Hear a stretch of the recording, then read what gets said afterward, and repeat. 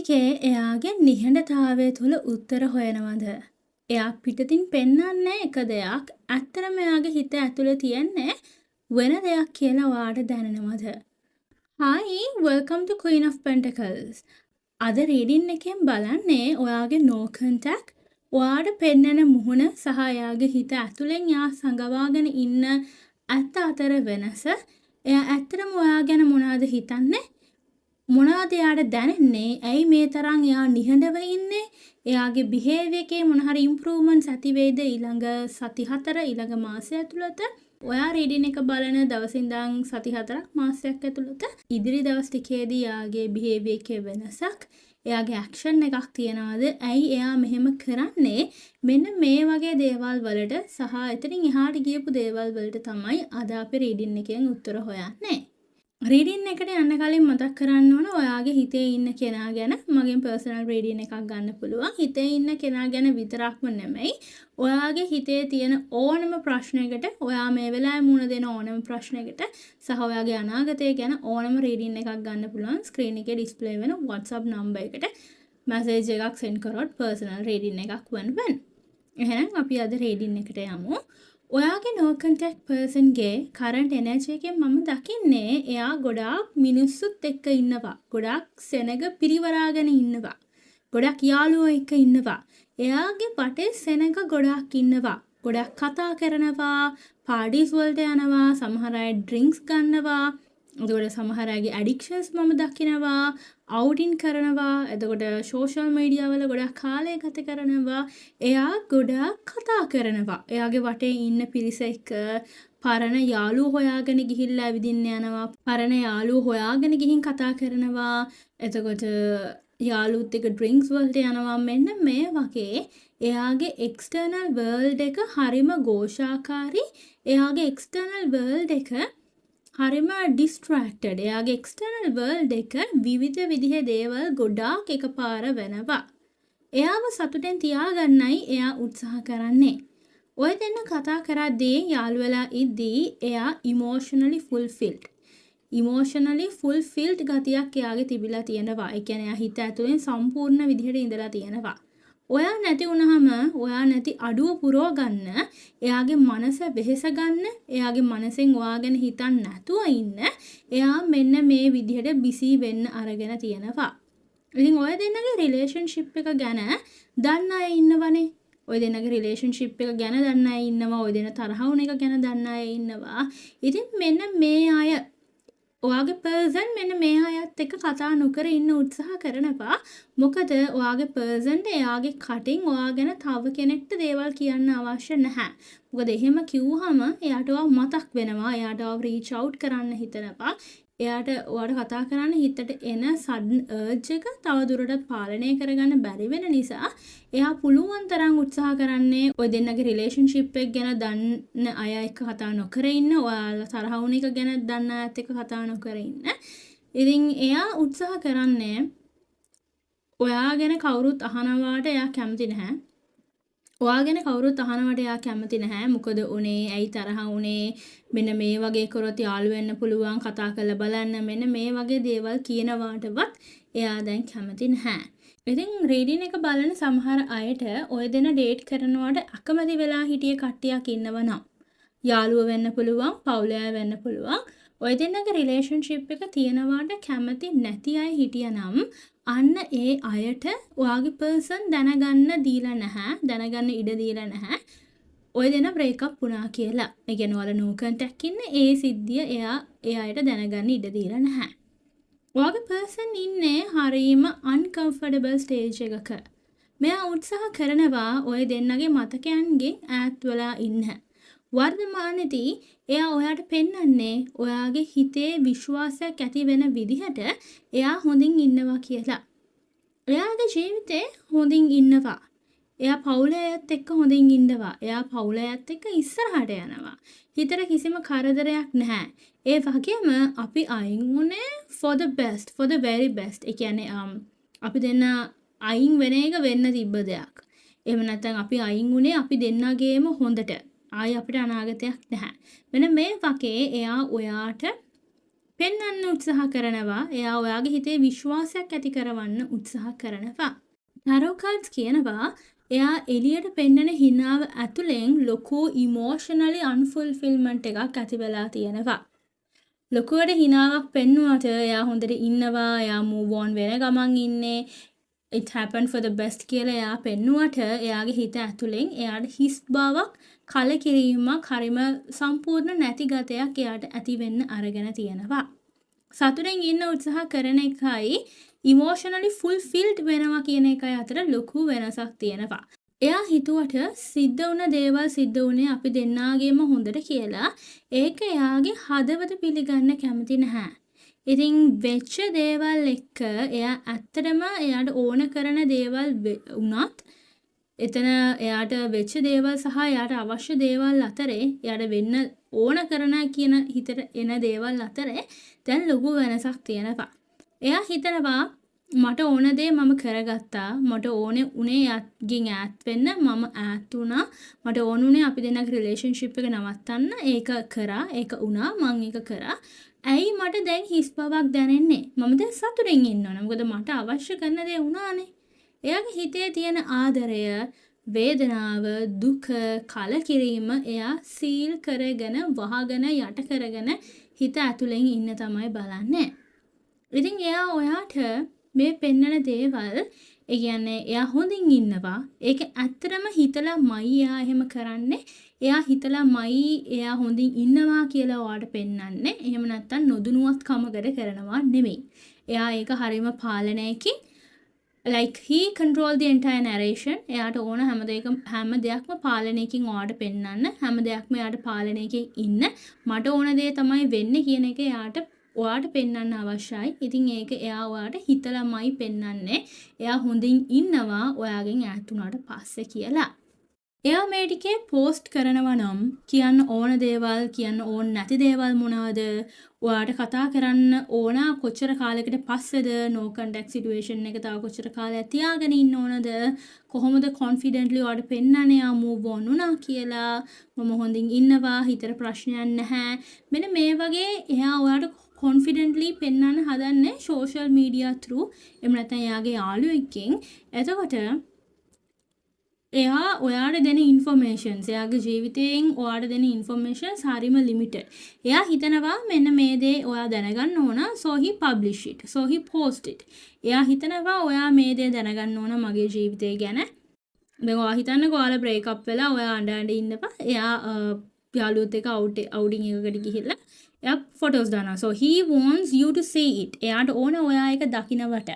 ඒකට තමයි කියන්නේ එයා ඔයාට පෙන්නන information, එයාගේ ජීවිතයේ තියෙන දේවල් වලින් තොරතුරු එයා පාලනයකින් තමයි පෙන්වන්නේ. එයා හිතලමයි පාලනයකින් තමයි එයා ඒ දේවල් ඔයාට පෙන්වන්නේ.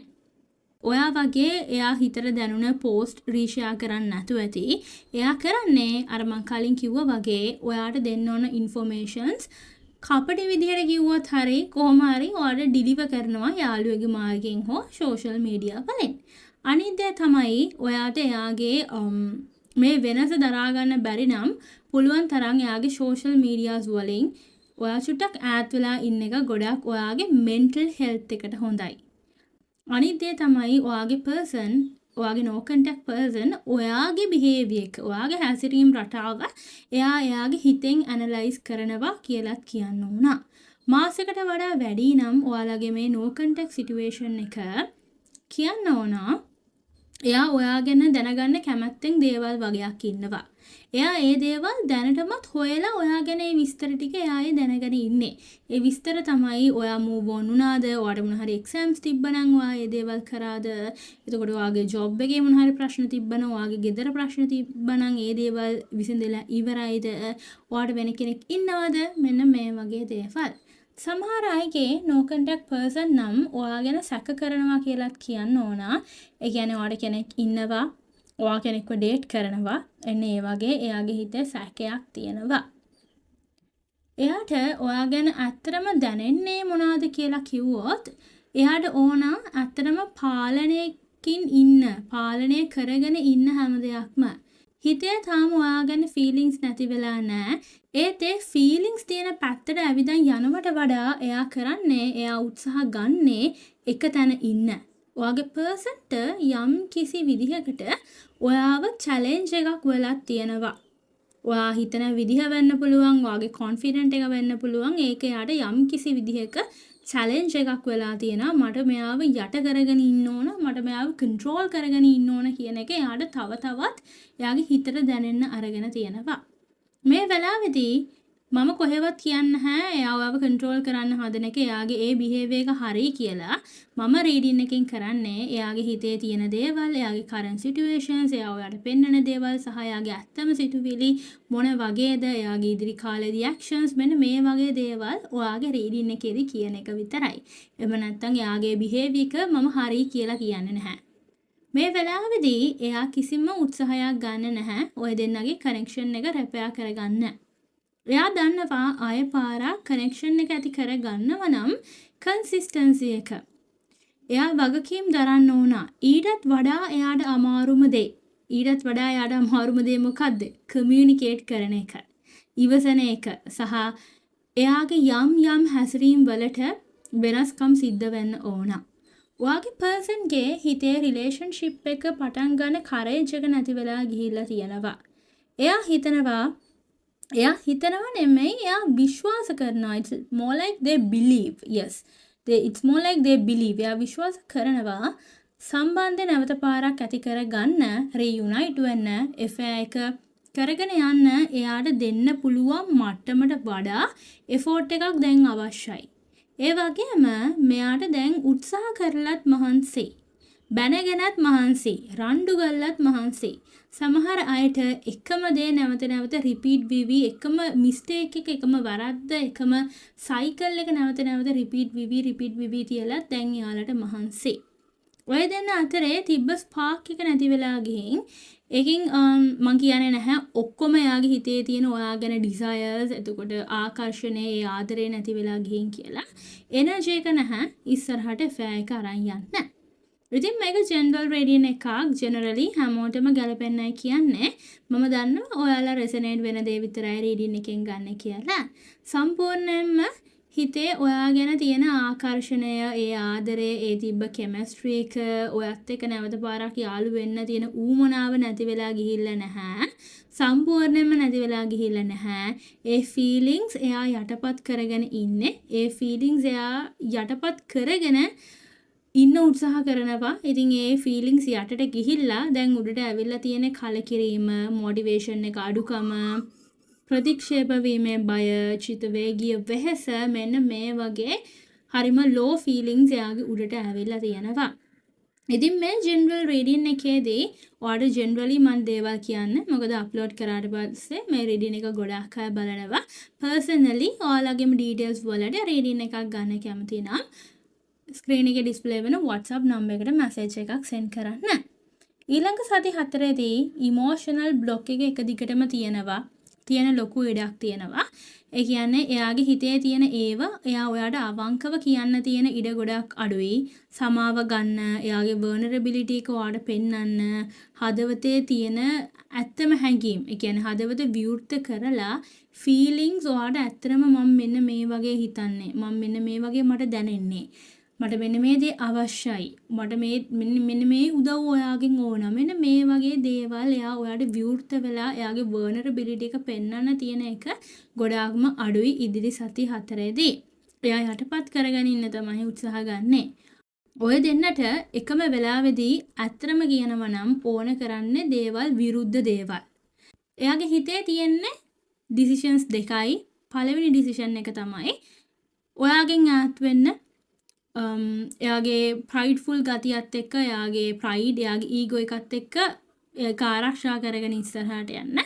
නැත්තම් ඊළඟ ඩිසිෂන් එක තමයි එෆෙයා එක ඇති වුණොත් ඔයා එයා කියන විදිහට ඉන්න ඕන. ඔයා එයා කියන විදිහට ඉන්න ඕන. එයාගේ අතින් වරදක් වුණා. ඒ වරද්දට සෝරි කියන්න. අපි එකතු වෙලා මිඩල් සොලියුෂන් එකක් ගමු. මෙන්න මේ වගේ දේවල්. කතා වෙලා සොලියුෂන් එකක් ගන්න එක it's like out of the list. ඒක ඔයාට නැහැ. ඒක එයා කරන්නේ නැහැ. ඉතින් ඒ දේ වෙනුවට එයාට ඕන ඔයාට පෙන්වන්න ඔයාට මාව ඕන නම් මම කියන දේවල් කරන්න සහ මම කියන විදිහට ඉන්න. එයාගේ බිහේවියර් එකේ මම කිසිම වෙනසක් නම් දකින්නේ නැහැ. ටැරෝ කාඩ්ස් ඔයාට කියනවා ඉමෝෂන්ස් වලින් මේ සම්බන්ධ ගැන තවදුරටත් හිතන්න යන එක චුට්ටකට හරි ඔයා නවත්තන්න. ටිකකට හරි ඉමෝෂනල් වෙලා මේක ගැන හිතන එක ඔයා ටිකකට හරි පැත්තකින් තියන්න. ඔය දෙන්නගේ වටිනාකම්, ඔය දෙන්නගේ වැලියුස් එකයිද කියලා බලන්න. ඔය දෙන්නට ඕන දේවල්, ඔය දෙන්නගේ අදහස් එකයිද කියලා බලන්න. චූටි වෙනස්කම් තියෙන්න පුළුවන්. හැබැයි core values ඔය දෙන්නගේ එකයිද කියලා බලන්න. එයාට මාව මතක් වෙනවද? එයා මට කතා කරයිද? එයා මට ආදරෙයිද? එයා මං ගැන තාම හිතනවද? මෙන්න මේ විදිහට හිතන්නේ නැතුව ඔයාගෙන් අහන්න එයා මට දෙන උත්සාහය වෙනස් නොකර මාත් එක්ක හැමදාම ඉඳීද? එයා මට දෙන එෆෝට් එක වෙනස් නොකර එයා මාත් එක්ක හැමදාම ඉඳීද? එයාගේ ක්‍රියාවන් මගේ ස්ටෑන්ඩඩ්ස් වලට ගැලපෙනවද? එයාගේ ක්‍රියාවන් එයා මං වෙනුවෙන් වෙනස් කරගනීද? එයාගේ ආදරය එක හේතු නිසා වෙනස් නොවී තියෙයිද? අපි දෙන්නගේ සම්බන්ධය ඉමෝෂනලි හෙල්දිද? අද රේඩියන් එක බලුව සබස්ක්‍රයිබ් නොකර නම් සබස්ක්‍රයිබ් කරන්නත් අමතක කරන්න එපා. එහෙනම් ඊළඟ දවසෙන් මේ වගේ රේඩින් එකක් අරන් එන්නම්. පරිස්සමින් ඉන්න එතකම් මට කමෙන්ට් කරලා කියන්න ඔයාගේ හිතේ තියෙන රීඩින් ටොපික්ස් මොන වගේ ටොපික්ස් වුණත් මම බලාපොරොත්තු වෙනවා අනිවාර්යයෙන්ම ඒ සම්බන්ධයෙන් රීඩින් එකක් කරන්න. එහෙනම් පරිස්සමින් ඉන්න. බයි බයි.